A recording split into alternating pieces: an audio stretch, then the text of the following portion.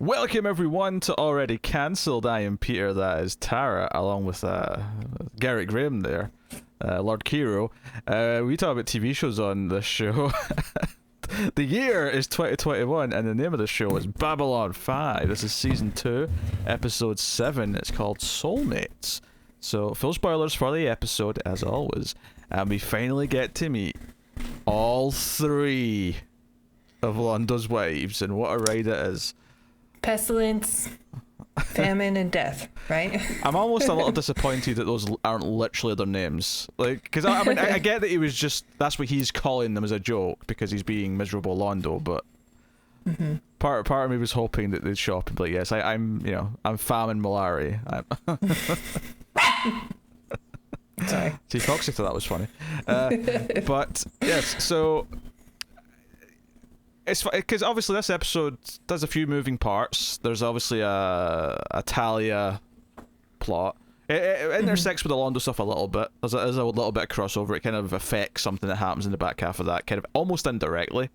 But we'll stick with one side for now. And then there's a fun little C plot with Delenn, which we'll get to. It's really only 2 scenes, but it gave me some chuckles. So Londo. This is a big Londo episode, and he's got a lot of funny moments, right? Which you like Londo for. There's moments where he's outright being a dick, but Londo has that charm where sometimes when he's being a dick, he's at his most funniest. There's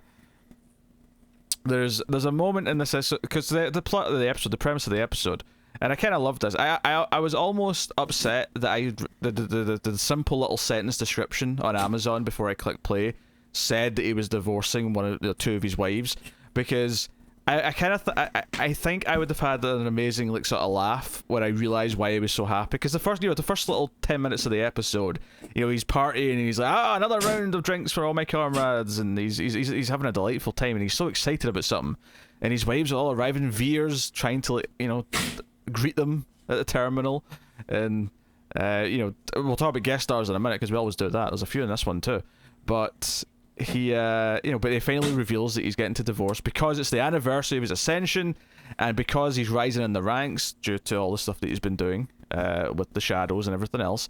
He's been granted a wish from the Emperor, and he wishes to have his marriages ended, and the Emperor I guess agreed, but for appearance's sake he still needs one wife, but he can divorce 2 of them, so he's going to pick by the next day which one he's going to keep.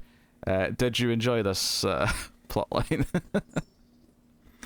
I mean, yeah, I did. It was fun. Of course you did. It was a fun episode.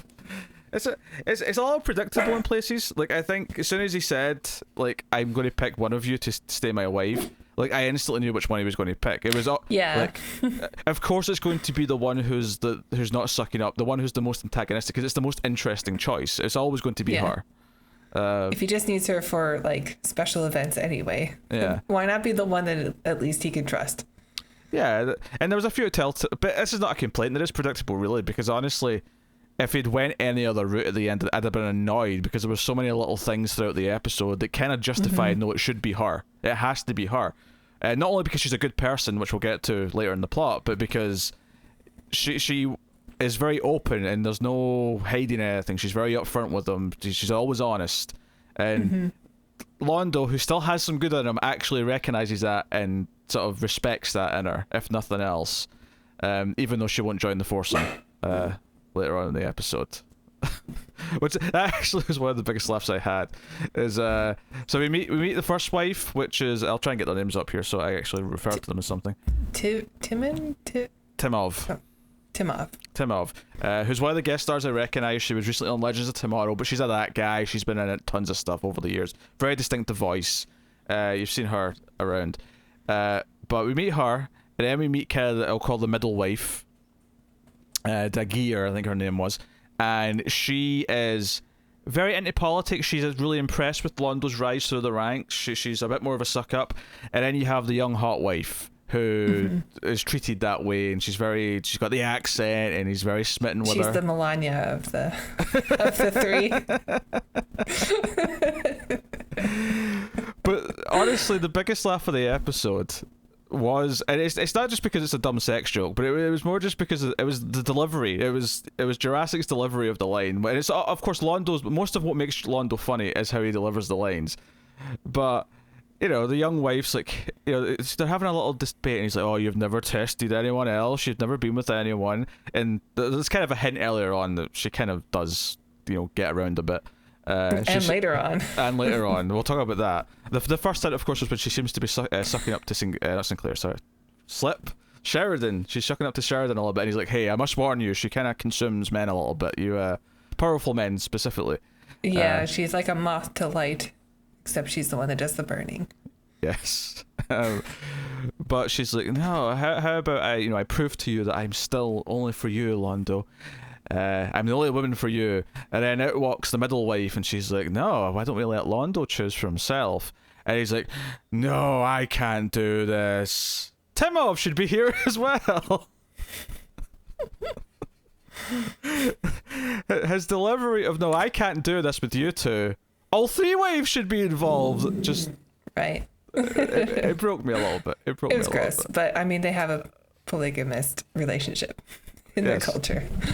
I mean, they're all married. Technically. Yeah. It's true. They're all. This is not. It didn't work like this in Big Love, though. Okay, I watched that whole series. I miss Bill Paxton. Yeah. I never saw Big Love. You should watch that show. Yeah, but I do miss Bill Paxton. He's the reason to watch it. But there's a lot of stuff though, because one of the signs early on that Londo's in a good mood is that he's been nice to G'Kar. Of all people, G'Kar's talking to Sheridan, and Londo's like, "Oh, how's my good friend G'Kar? You've been working out, G'Kar. Keep it up." And they're standing there looking really confused by the whole affair. In fact, on their banter, I also really liked later on. So Londo's having this party, which, by the way, huge painting of his face. I actually laughed a little bit when it just cut to this huge painting. Yeah, this big portrait.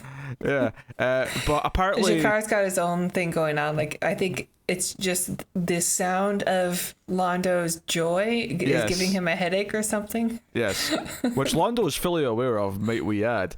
But part of this is that everyone who's going has to go barefoot. So, you know, Delen's there, Sheridan and Voniver, they've all shown up. But G'Kar's wearing shoes. And like Londo's wives point out, "Hey, are you aware how much of an offence that is to show up to this thing with shoes on?" And he's like, "Oh yes." It was a smirk on his face as he said it. Oh man.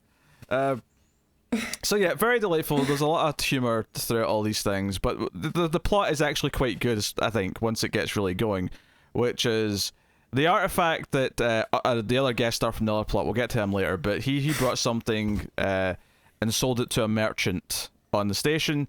That merchant, of course, another guest star, the giant or the fireman from Twin Peaks. Or Mr. Han from Star Trek The Next Generation. Yes. And numerous other things, but that's kind of the big ones. Well, Twin Peaks is a big one. I think Star Trek's actually Deep Space Nine also.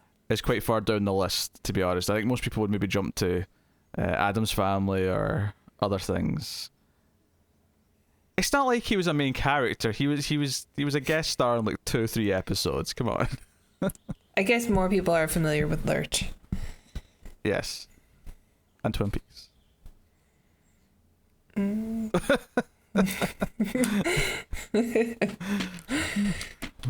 leave it there. I feel we've both made our points. The audience can decide for themselves. Yes, but this so the young wife buys this thing. They're giving them which actually I really liked the small callback here to Londo and Lanier's little gambling friendship. Lanier gives him a deck of cards that have been marked. And I've marked them just as you asked. Which he says out loud. Okay, yes. Okay. But it turns out this little statue, this little Centauri statue is like a trap, because it was dug up in an Arn world back when they were actively more at war, and it's a trap. The 2 little shooters point out of it and like poison him. So he ends up in Med Bay. We got all this going. And the heart of the episode is very much that Timov comes in because they don't have any blood to donate to him because they can't synthesize Centauri blood. And she's like, "No, I'm a match for him." And she only agrees to give it to Franklin in the circumstance that he should not know that it was her that gave it gave blood to him. And that's where you like. I think even though I was already predicting that it was going to be her that was chosen, this was where you wanted her to be chosen because she showed that she was easily the best of the three characters. She wasn't. Yeah, she did something good. Yeah, she I wasn't. like that she took. He's like, why'd you take so long to come here? She's like, because I was still deciding if I was gonna let him die, basically. Yeah, why didn't you tell me this sooner?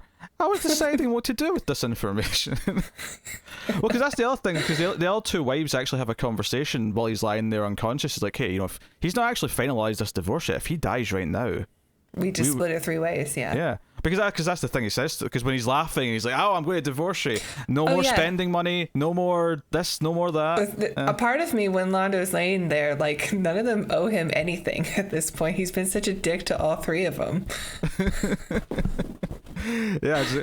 So no more spending money, you'll get access to anything, you'll just be kicked to the curb. You'll have no status, no nothing. Right? Like, if she wanted to deny blood to him, then it seems like, you are probably right. It's probably the right thing to do. Yes. Well, that's the thing. She says that, even after 20 years with Londo, she still has, like, ethics that she'll stick to. And I think this is one of these little things, for Londo's character, that he does have someone around him who has a good influence and has been a good influence, even if he doesn't see her that much. That kind of... I don't know, because the battle for, will Londo eventually make it the right decision and not just go down the selfish, like, power tirade that he's going down. I think this act of kindness towards him, he doesn't need to find out. Part of me hopes he does find out one day. But I think maybe he doesn't need to, though, because he does... At the end of the episode, he says, look, I picked you because you are always straight with me. I don't have to worry about where I stand with you. Maybe he already knows. Maybe deep down he does. Maybe he figured it out. Maybe he knows that, she's the only one that has his blood type. Yeah. So, I thought this main plot was, it obviously was a lot of comedy early on, but it had a lot of Londo, so that's to be expected. But I actually had a good sprinkling amount of G'Kar. It did, yes. And then the other scene with G'Kar is apparently it's not just Earth women that G'Kar likes to entertain. Which raises a lot. I know. I love that we see them together, but like she's fully dressed and he's in his robe. Yes. Like, And he makes a little awfully comfortable. And he makes a little face at the end as well when because she says something about, well, if you and Londo were married, everyone would be worried, and he just makes this little ooh. He does this little face.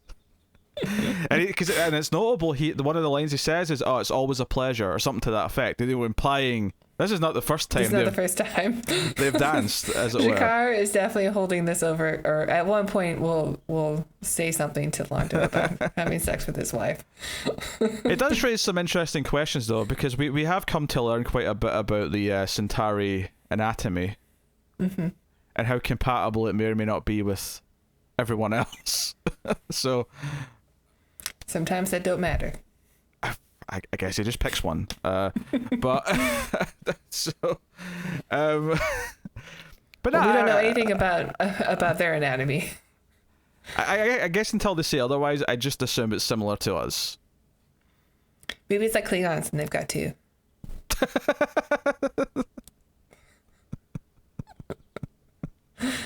Do Klingons have 4 testicles? I don't know. I mean, Discovery hasn't explored that yet, but I suspect that they will eventually. We did see a drunk Klingon having 2 streams come out of him, though. That'll be an episode next season. It'll be called The Trouble with Testes. So... Edit out that I laughed at that. Never. So my 2 children are playing with each other. Hey. Yes. You guys play nice. All right, I'm done. So motherly responsibilities done.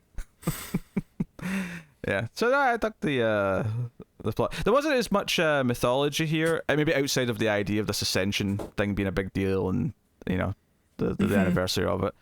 It was more of a character thing for Londo and the people he surrounded him with. I do like that they brought back his wives came up again. That wasn't just a throwaway joke in season 1. And then we were never going to refer to them ever again. So I think that was neat. That was a little bit impressive.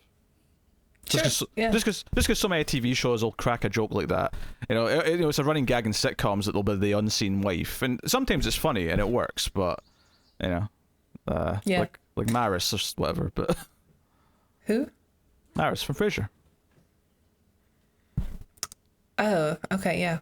That's the brother's wife, right? Yeah, Dale's wife. You're thinking You never see her? No, never. I've never watched the whole series. I Oh. don't know. No, you never see her. But you're probably because it was kind of an evolution of Norm's wife from Cheers, which is maybe what you were thinking I was going to say. No. No, okay. Was there an example you had in mind? No, I was just thinking, like, who's Maris? That's all. Right, okay. That's literally all my thought was. Okay, so let's do the other little silly plot then, I guess. The fun one with Delenn, which is basically just two scenes. But Ivanova's called to Delenn's quarters, and she's told it's an emergency. And we've only really seen Delenn that once when she sort of first came out of the cocoon, right? That episode. We haven't seen too much of her this season. And Ivanova comes in, her hair's all messy, and she's like, "You have to help me with this. This hair will not cooperate," and it becomes this debate. So it's basically Ivanova has to teach Delenn how to take care of human hair, which leads to a silly little scene with Delenn when he comes in and she's got rollers all on her hair, and he's like, "Does that hurt?" Linear, yeah. What did I say? You said Delenn. Oh, sorry. Yeah, linear. Yeah, this is a very relatable story. I Delenn imagine, is very fortunate that she did not come out of the cocoon with curly hair. I suspect that's true. Yeah, obviously I can't relate. I especially can't relate to the ending scene, which is one of those things where because of what the plot had been with them throughout the episode, when she thanks at the end of the episode, the final scene of the episode, for some reason this is the one they chose to end on. They wanted to end on the funny beat, but they get in the elevator together, and she turns to Ivana and thanks her for helping her with the hair. And Ivana's like, "Well, if there's anything else that you struggle with, do let me know." And as soon as she said that, I'm like, "There's going to be a period joke. That's what this is going to be. There's going to be a period joke." Yeah, I sort of rolled my eyes at it, but I guess it also raises some questions. Like, does that mean she has like a human uterus now, and they didn't have it before? Well, we find out some things about the Minbari body a little, earlier on when she's like, "Oh, we don't like sweat like humans do. Like, while we sleep, we secrete a fluid." And Ivanova cuts her off, but Right, and their showers are like, it's basically chemical exfoliation. Yeah. that they do every night to remove the top layer of skin, it's just little. And so they can be reborn every day. These are things that I suspect are more throwaway one-off details, and maybe I'll be surprised later and some of them will be relevant, but these feel like fun little gags more than anything else, which is fine. Sure. But that's the other thing. Hey, two episodes in a row with Talia plotlines, though. I bet you didn't see that coming. Yeah. I did not. I thought she used her quota for the whole season, so... So we mentioned the fireman from Twin Peaks. We mentioned the fairy godmother for Legends of Tomorrow was Londo's wife. The other big guest star is Talia's ex-husband, who of course was on Angel, the spin-off to the hit television show Buffy the Vampire Slayer. I don't know him, but I do know that he has an awesome voice. He does have an awesome mostly voice. does voiceover stuff now. In But fact, he did have a great voice in the show. I'm like, I wonder if this guy does voiceovers. most people Yep. have probably seen him, if nothing else, in The Dark Knight. He was like a cop in The Dark Knight. If you remember Dark Knight, the cop that Joker, he's sitting on the floor and he says, "Would you like to know which of your friends were cowards?" The cop he's talking to is him. So How exciting. I'm sorry. Would you like me not to share things? Did I? Oh, I thought I said that in a genuine way. No. No. How exciting for you. Somehow that's worse. That sounds like just straight up sarcasm there. So, okay, why don't you tell us about this plotline then? Yeah, so he turns out to be Talia's ex-husband, who has come aboard Babylon 5 to seemingly do a trade, but also to try to coerce her into being in a relationship with him again, and for her to give up her abilities, essentially, so that she could leave Psi Corps. Because he has successfully left Psi Corps. Which is very which notable. no one's ever been able to do before. And no one knows how he did it. Like, how did... And the scene, because when we first see him, Garibaldi's watching him, and he clearly uses some, you know, Jedi Influence. mind tricks, on someone. So he clearly has some ability somehow. But it's brought up that, hey, but no one can leave Psi Corps. The entire thing with Yvonne of his mother, like, was...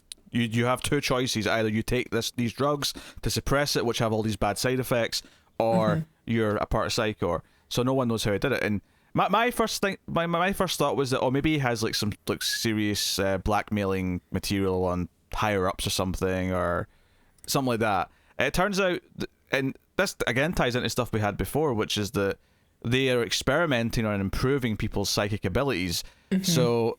And we saw that back in season 1, so this is like another offshoot of that, where his power changed, so he's not a telepath anymore, but he can influence people. They call him an empath. I don't know if that's necessarily links up with every other time I've used the word empath, but I guess it probably works. But he can influence people's decisions and moments. And and perceptions of him. Yeah. It seems. Like, he's like the cool guy that you just want to, like... get noticed by, even though he's a complete prick, especially to Garibaldi throughout the episode. Because as soon as Garibaldi mentions that he knows, Garibaldi kind of had it coming too. He's just targeting him. Yes, don't get me wrong. Garibaldi is targeting him out of jealousy. I must protect woman friend kind of like thing he's on. Admittedly, though, it turns out she was being manipulated psychically to go with them. So I mean, someone did kind of have to step in. But immediately, this guy, this. What was his actual name? Oh, Boner. His name was... How could I forget Boner? Yeah, Matt Boner? No, Stoner. Stoner, of course, it's Matt Stoner, not Boner. I knew it was something stupid, okay? Stoner, yeah. Matt Stoner, right? And Boner. You're still thinking about WandaVision? I think so. I think that's where that came from. Ralph Boner. Ralph Boner and Matt Stoner, the new dynamic duo coming to a TV screen near you. I'll watch anything with Ralph Boner. But immediately he's like, "Oh, so you know Talia? Do you want me to tell you about me, or do you want me to tell you about her?" And he starts what like she likes, where she likes to be touched. Yeah, he gets really personal about it really quickly. That said, though, despite the fact that there's tons of Londo humor in this guy, Stoner, might actually have the funniest line of dialogue in the whole episode. So when he's arrested, when the artifact turns out to be this thing, and he's got proof saying that he had an archaeology dig, he got it legally, he sold it legally, he didn't know it was a weapon, and he's covering himself, all that. But they've got him for questioning. Garibaldi's determined to figure out how he's behind all this, and they're arguing about, and Garibaldi's like, look, when all this is said and done, I'll make sure you're charged with whatever you should be charged with, whether that's, possessing, dangerous weapons, smuggling them onto Babylon 5, whatever. And Stoner responds with, how about I tell everyone you're an idiot and you can arrest me for revealing state secrets? Yeah, that was pretty funny. That is a really good line. Way to go, Stoner. You are the cool guy. I actually really like that line. But yeah, so Talia does get influenced and she's going to leave. She snaps at Garibaldi and then apologizes to him, but says, but I'm leaving soon because I'm going back with my ex-husband. And Garibaldi smells something fishy. Especially since they had a moment with them and Sheridan also, where she explained that he was not good to her. And yeah, their history in the Psi Corps is he was a bit of a tutor to her.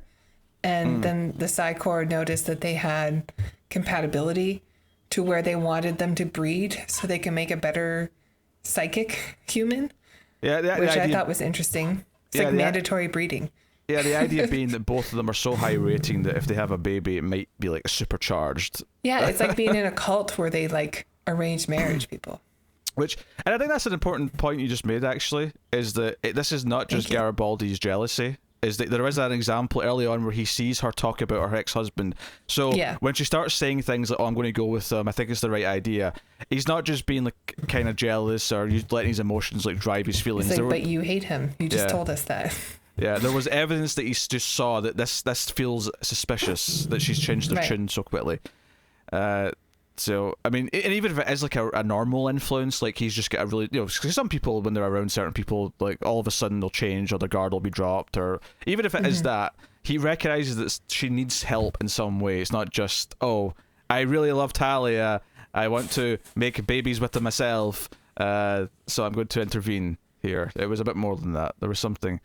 If you ask Delenn, apparently, all three of them, their souls have been doing this for eons, time and time again. Really? Do you remember that scene at the party where he says, Delenn, you look lovely. She says, oh, thank you, but you look distressed. What's up with you?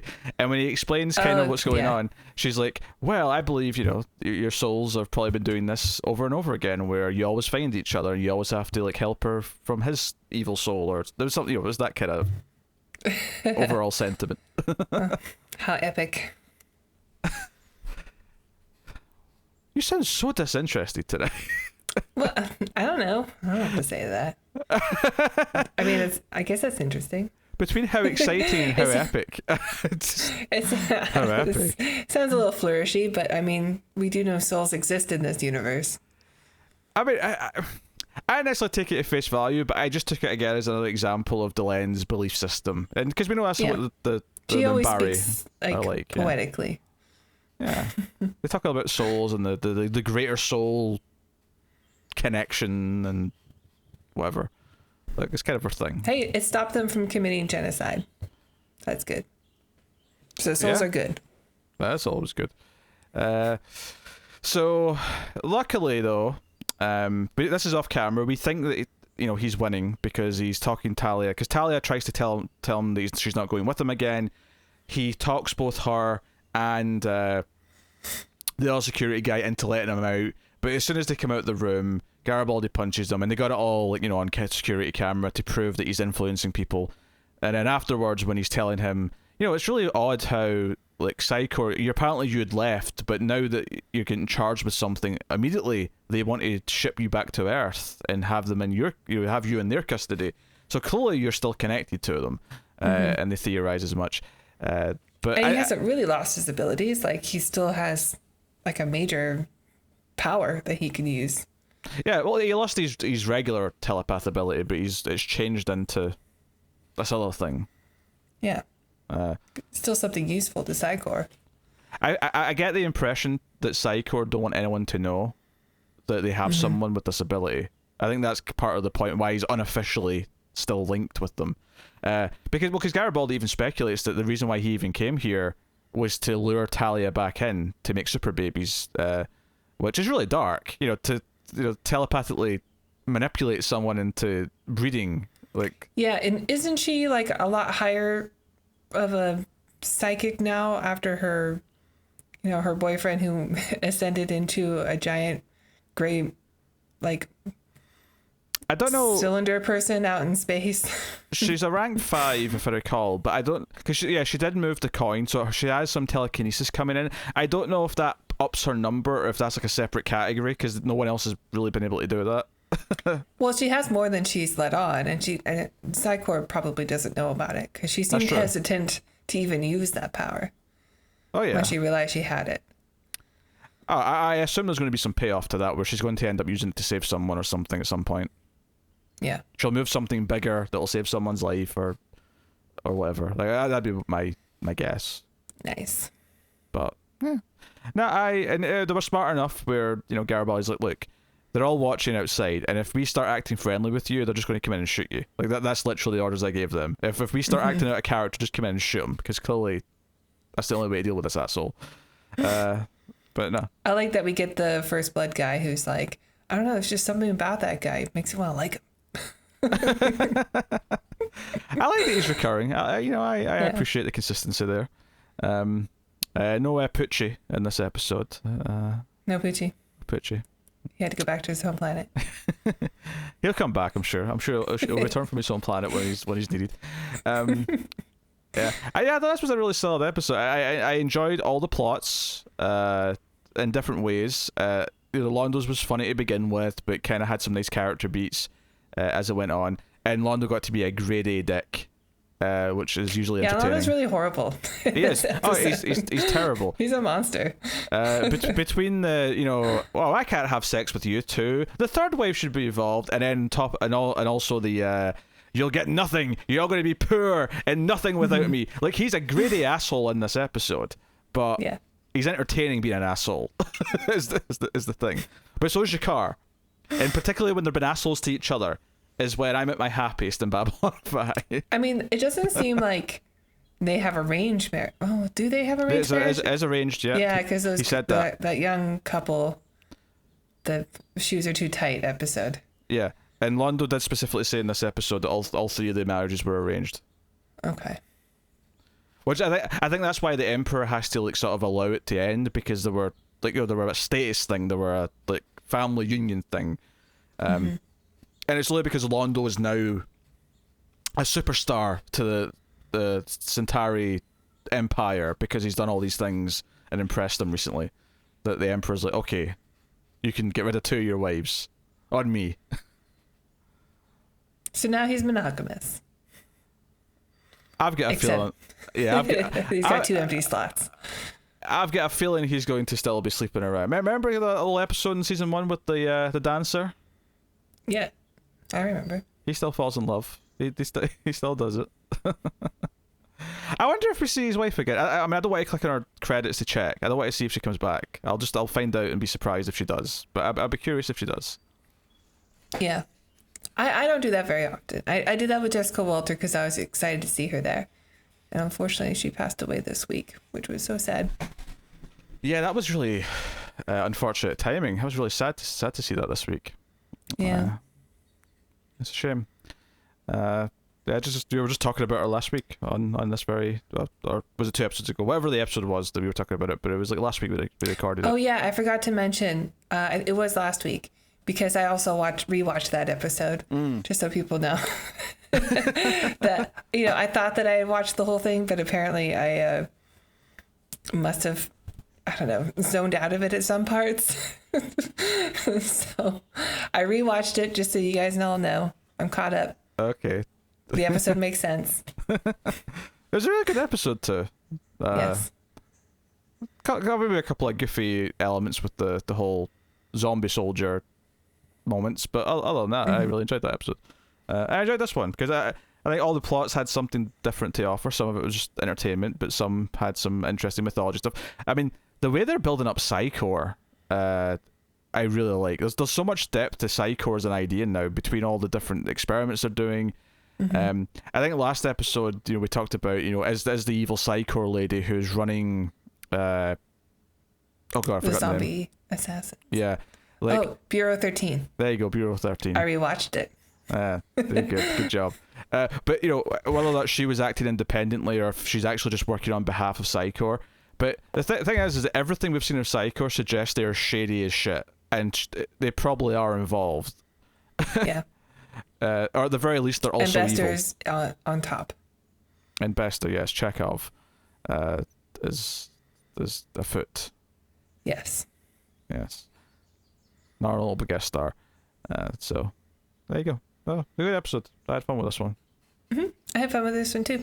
Yeah. I started watching, just a side note, the other one first because on HBO they have a different order. So if anyone else is watching on HBO and you're like, why is Soulmates next? It's a different order than what every other platform has it under. Yeah. So if you want to just double check the order we were watching it in, it matches IMDb as well as Amazon and Google's play order.